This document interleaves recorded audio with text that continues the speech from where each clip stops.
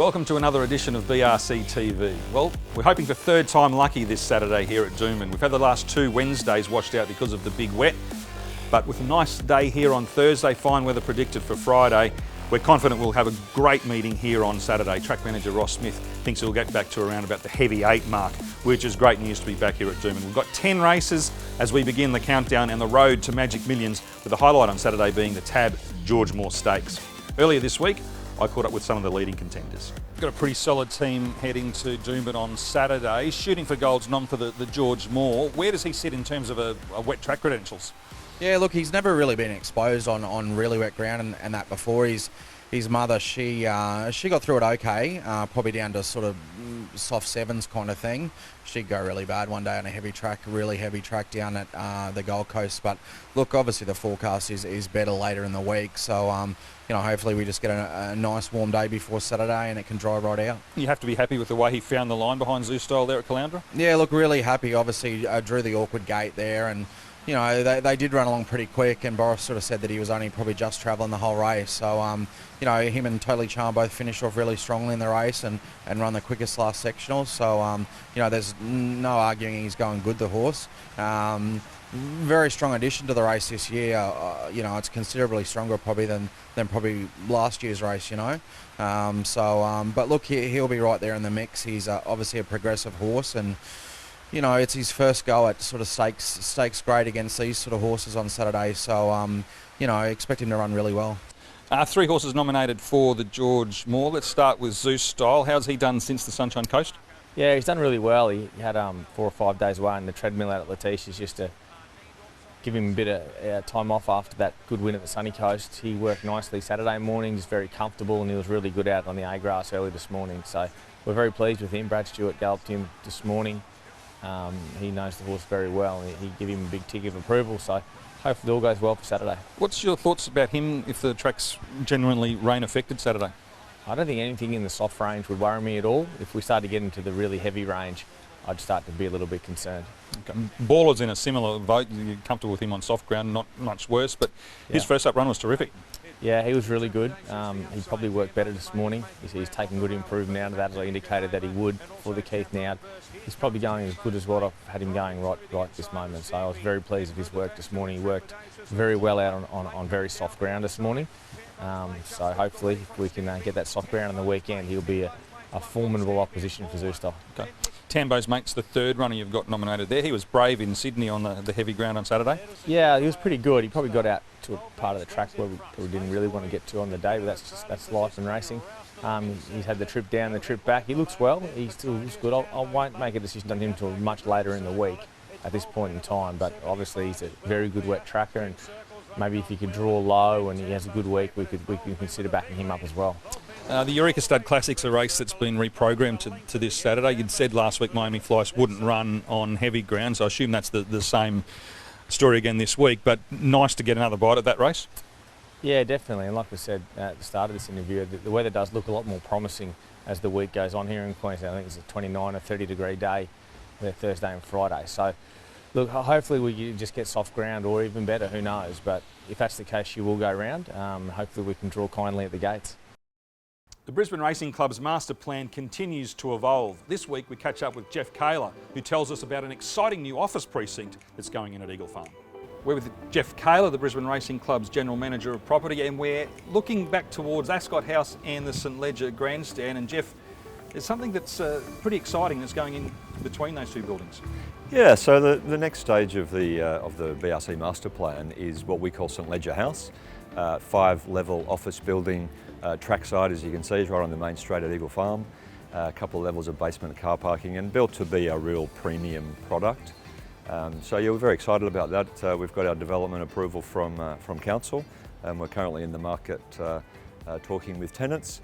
Signed our first tenant up last week, which was fantastic, and in advanced negotiations with 2 or 3 others, so it's really good. Obviously the BRC will have office space in there as well, but it's open to any tenants to have a look at and consider?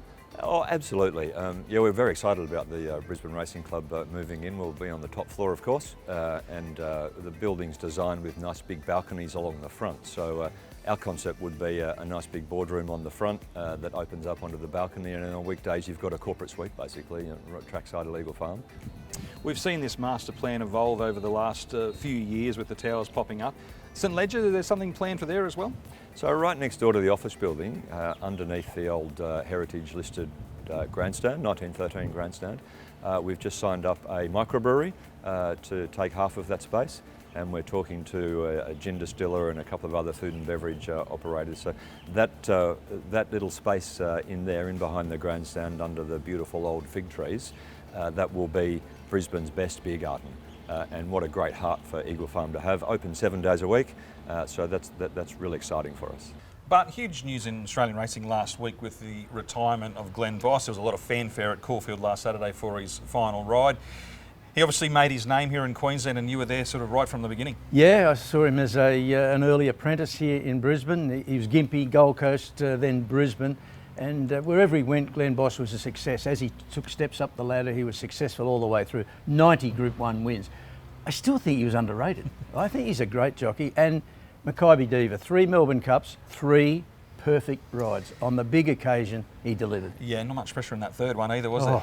And 58.5 kilos. He couldn't put a foot wrong in the race, and he didn't. He just delivered in spades. No, it was a remarkable career, and he just kept coming year after year. It was spanned over 3 decades. Yeah, longevity is always a bit of a guide to the success of jockeys, and he did it from a raw apprentice to at the end of his career. He can look back very proudly on his record. One of the best jockeys we've produced in Queensland? Yeah, look, we've had a string of them. Mick Dittman, Graham Cook, Mike Pelling, Gary Palmer, they keep going on. Chris Muntz, Zach Purton was Brisbane developed, Michael Rod, he's up there with them. Into the night, and Private Steer from Tit for Tat and Felvalon, but Private Steer's grabbed the lead. The filly's home, she's racing away. Private Steer won from either Into the Night or Diamond Dane. She's bloused them in the Stradbroke, number 19, ridden by Glen Boss. Well, Bart, you should be coming in nice and fresh this week. We've had 3 washed out meetings over the last fortnight. Good news here with the weather clearing on Thursday in Brisbane. I don't know if it's cleared altogether, but at least it's not raining. Ross Smith confident we'll be racing here on Saturday, and that's what we're working towards. But I assume you're working on a heavy track? Yeah, at this stage we've got a heavy 10 posted at the moment. It's going to improve if we don't get any more rain, but it's still going to be in the heavy range. All right, so 3 wet trackers for us? Yeah, look, I don't know how best to describe my tips this week. Bold, considered, hindsight might say crazy. I'm going race... I'm going crazy. Crazy, okay. Race 5.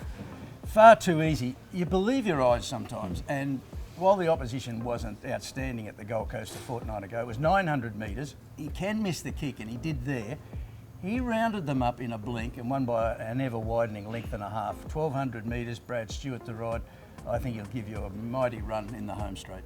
Later in the day, we've got a couple of fillies races with huge depth, and so much depth that you're going as wide as $31 in one of them.